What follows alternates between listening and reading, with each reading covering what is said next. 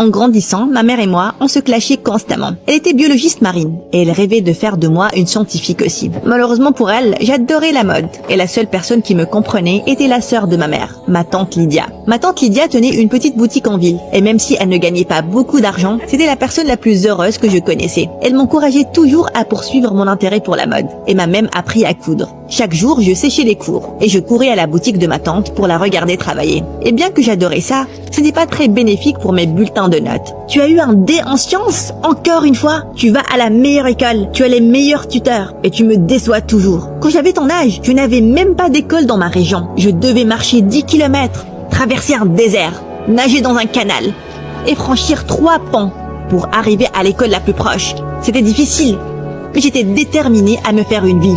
C'est une exagération. Ne te mêle pas de ça. Tu es en train de ruiner la vie de ma fille, tout comme tu as ruiné la tienne. Tu es jalouse que je sois plus heureuse que tu ne le seras jamais. Si par heureuse tu veux dire aussi pauvre qu'un rat des rues, alors félicitations, tu as gagné. Ma mère et ma tante Lydia se sont beaucoup disputées ce soir-là. Et le lendemain, ma tante m'a annoncé qu'elle allait déménager dans une autre ville. Tu pars à cause de maman? Non ma chérie.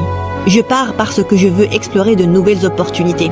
Alors prends-moi avec toi. De toute façon, je déteste aller à l'école. Tu finiras ton école. Et ensuite, tu suivras tes rêves. Et là, j'ai quelque chose pour te tenir compagnie pendant mon absence. Ma tante Lydia m'a remis les clés de sa boutique et le chiot poméranien le plus mignon que j'ai jamais vu.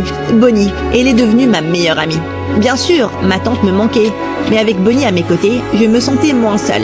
Elle me suivait partout. Et à l'horreur de ma mère, elle dormait même dans mon lit. Mais même mes amis adoraient Bonnie. Et c'est eux qui m'ont donné l'idée de créer un blog sur ma chaîne YouTube. J'ai posté plein de vidéos avec Bonnie. Mais ce qui a vraiment cartonné, c'est quand j'ai commencé à publier des vidéos de nous, habillés avec des tenues assorties,